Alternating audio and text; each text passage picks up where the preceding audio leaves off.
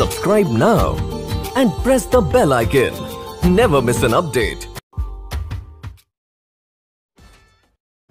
Good morning students, welcome to mega classes.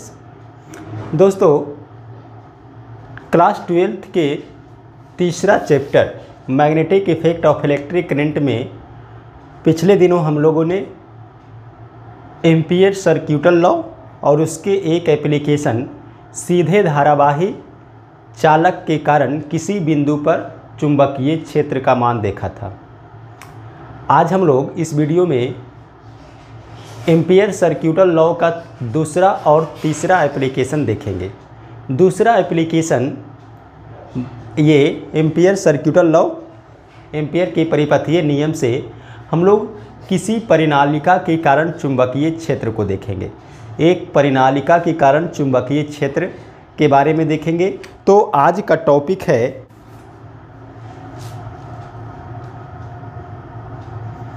दूसरा application magnetic field due to a solenoid, यानी परिनालिका के कारण चुंबकीय क्षेत्र। देखिए, परिनालिका क्या होता है? एक बेलनाकार आकृति, एक बेलनाकार, और उस बेलन पे सर्पिल रूप में अगर हम किसी तार को लपेट देते हैं तो एक परिनालिका का निर्माण होता है। जैसे ये देखिए, ये एक बेलन है,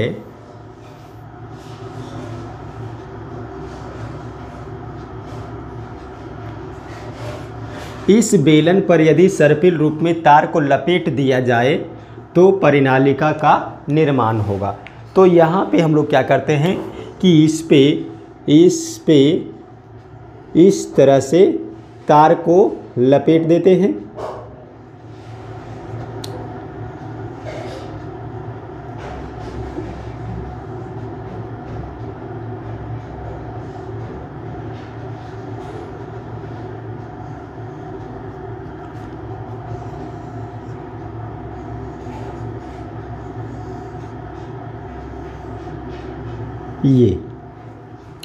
ये एक परिनालिका का निर्माण किया। अब इस परिनालिका के कारण हमें चुंबकीय क्षेत्र ज्ञात करना है।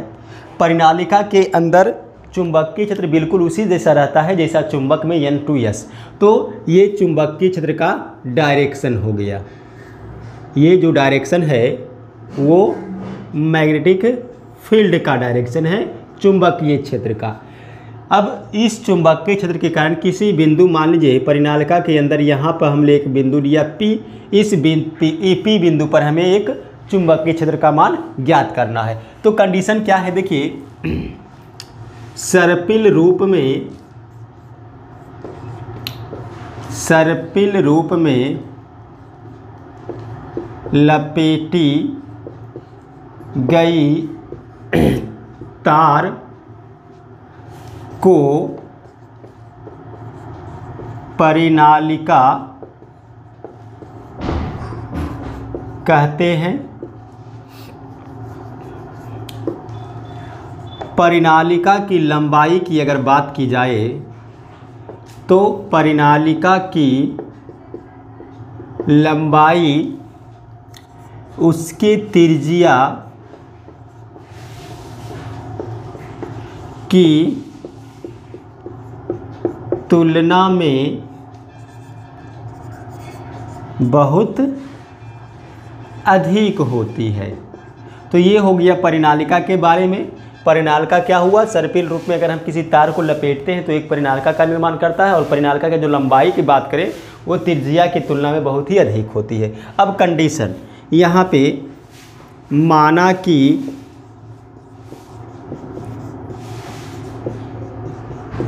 परिनालिका के भीतर P कोई बिंदु है जहाँ पर हमें चुंबकीय क्षेत्र का मान ज्ञात करना है। अब देखिए, इस परिनालिका के अंदर P कोई बिंदु है जहाँ पर हमें चुंबकीय क्षेत्र का मान ज्ञात करना है। अगर हम लोग इसमें एम्पियर का परिपथीय नियम लगाते हैं तो एम्पियर का परिपथीय नियम ये बताता है कि किसी बंद परिपथ के चारों ओर चुंबकीय क्षेत्र का रेखा समाकलन उस पथ से गुजरने वाले कुल प्रवाहित धारा का म्यू नॉट बराबर होता है। तो अगर हम यहाँ पे इस P बिंदु पर चुंबकीय क्षेत्र निकालें और एम्पियर का परिपथीय नियम लगाएं तो हमें एक बंद परिपथ का कल्पना करना पड़ेगा। तो यहाँ पर हम लोग क्या करते हैं, एक बंद परिपथ का कल्पना करते हैं और इस बंद परिपथ का नाम रखते हैं PQRS। तो ये एक बंद परिपथ बन गया। तो यहाँ पे हमें ये दर्शाना होगा कि P बिंदु से होते हुए एक आयत PQRS की कल्पना की जाती है। ये हो गया। अब अगर चुंबकीय क्षेत्र की बात करें तो देखिए, चुंबकीय क्षेत्र ये जो B वेक्टर है वो PQ के समानांतर है। ये चुंबकीय क्षेत्र जो B है वो PQ के समानांतर है। अब हम लोग इसमें एम्पियर का परिपथीय नियम लागू करते हैं।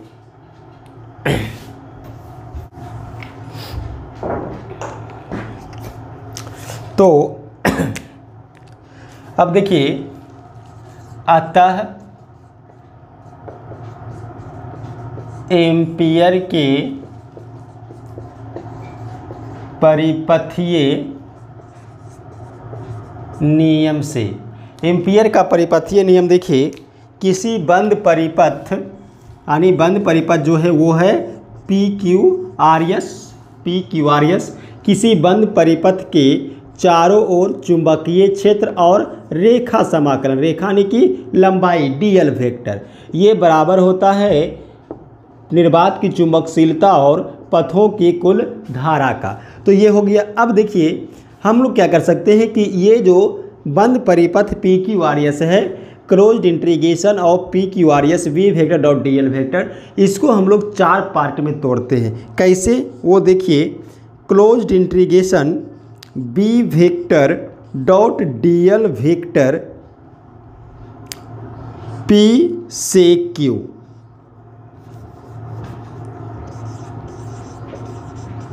P से Q plus closed integration B vector dot DL vector P से, देखिए P से Q तो Q से R, Q से R, फिर plus closed integration B vector dot DL vector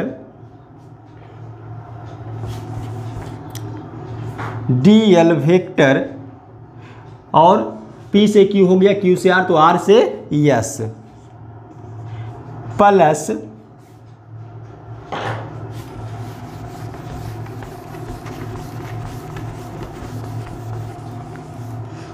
plus closed integration B vector dot DL vector S से P बराबर क्या है, mu naught I, equation first.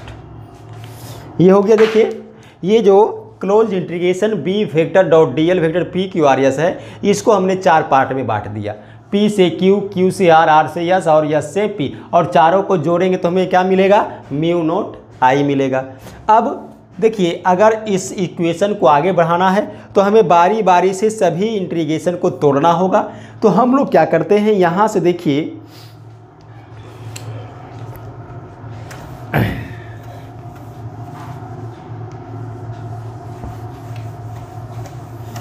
यहाँ से सबसे पहले हम लोग तोड़ना शुरू करते हैं इस वाले पार्ट को, यानी कि closed integration B vector dot D L vector P से क्यू। तो ये देखिए क्या हो जाएगा, क्लोज्ड इंटीग्रेशन पी से Q B vector D L vector को हम लोग तोड़ सकते हैं B D L cos theta बराबर। अब देखिए क्लोज्ड इंटीग्रेशन पी से Q B D L cos theta. अब ध्यान दीजिए, देखिए ये जो थीटा होता है वो चुंबकीय क्षेत्र और लंबाई के यानी D L vector B vector और डी एल वेक्टर के बीच का एंगल होता है। तो देखिए ये बी वेक्टर का डायरेक्शन है चुंबकीय क्षेत्र और ये लेंथ है पी से क्यू, दोनों एक दूसरे के समानांतर है। जब समानांतर रहेगा तो थीटा 0 का बनेगा। इसका मतलब है यहाँ पे हमें कॉस थीटा का मान देना होगा 0 डिग्री। तो ये जो क्लोज्ड इंटीग्रेशन P से Q है B vector dot D L vector, इसका मान क्या मिलेगा? तो इसका मान मिलेगा, देखिए बी डी एल कॉस 0 का मान 1 होता है, B और डी एल का इंटीग्रेशन एल हो जाएगा, तो हमें मिलेगा बी एल। ये हो गया। ब्रैकेट में यहाँ पे हम लोग लिख सकते हैं, चूंकि पी क्यू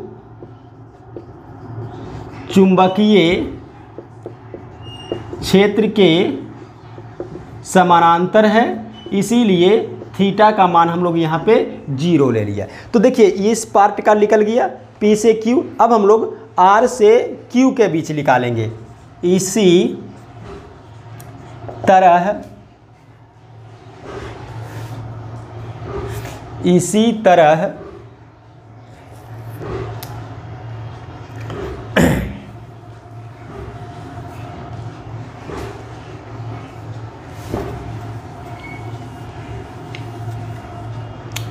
इसका निकालते हैं, closed integration B vector dot D L vector equal to ये Q से R के लिए।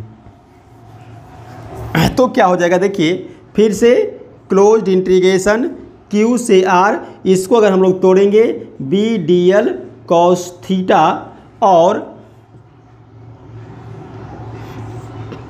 Closed integration B D L. देखिए ये B और DL के बीच का अगर हम लोग लेंगे तो ये देखिए B वेक्टर का डायरेक्शन और लिमिटेशन क्या है, Q से R। देखिए ये Q से R है, ये B है, इसके बीच का एंगल 90 डिग्री बनेगा। तो यहाँ पे हम लोग लेंगे cos 90। cos 90 का मान 0 होता है, तो ये टोटल हमें 0 मिल जाएगा। cos 90 का मान 0 में कोई चीज़ से गुना करेंगे तो टोटल 0। तो ये जो हमें क्लोज्ड इंटीग्रेशन Q से R के बीच है वो हमें मिलेगा 0। अब हम लोग इसका निकालते हैं तीसरा term, B vector DL vector R से S के बीच। तो इसी तरह ये तीसरा टर्म हम लोग निकाल रहे हैं, क्लोज्ड इंटीग्रेशन R से S B vector dot DL vector equal to, देखिए अगर हम इसको तोड़ते हैं B D L cos theta, ये R और ये S, तो ये भी आएगा 0। 0 क्यों आएगा? क्योंकि देखिए चूंकि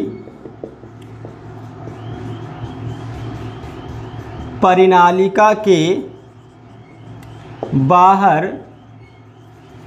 चुंबकीय क्षेत्र 0 होता है।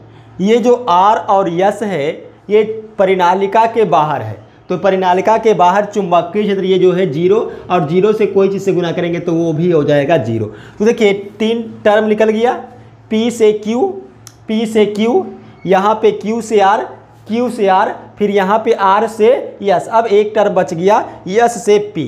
तो अब इसको हम लोग निकालते हैं।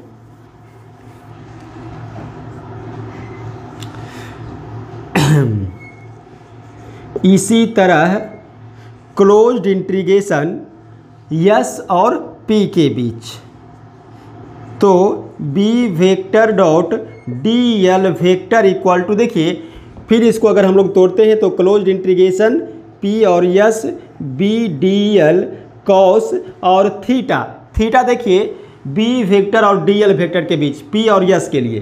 तो ये देखिए चुंबकीय क्षेत्र का डायरेक्शन और पी और यस इस पे क्या है, लंबवत, तो ये बनेगा 90। cos 90 का मान क्या होता है, 0। तो अगर हम cos 90 का मान 0 देंगे तो ये टोटल टर्म 0 हो जाएगा। अब देखिए चारों टर्म, P से Q का मान कितना आया हुआ है, BL, Q से R का मान 0, R से S का मान भी 0 और S से P का मान भी 0। अब ये चारों का जो समीकरण 1 हम लोग किए थे, समीकरण 1, उसमें ये चारों का मान हम लोग रख देते हैं। तो यहां से देखिए, from equation first BL plus 0 plus 0 plus 0 बराबर क्या आता है, म्यू नोट आई। तो देखिए ये B इक्वल टू हो जाएगा म्यू नोट आई बटा L।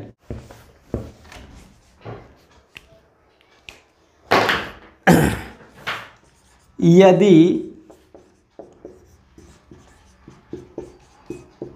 परिनालिका में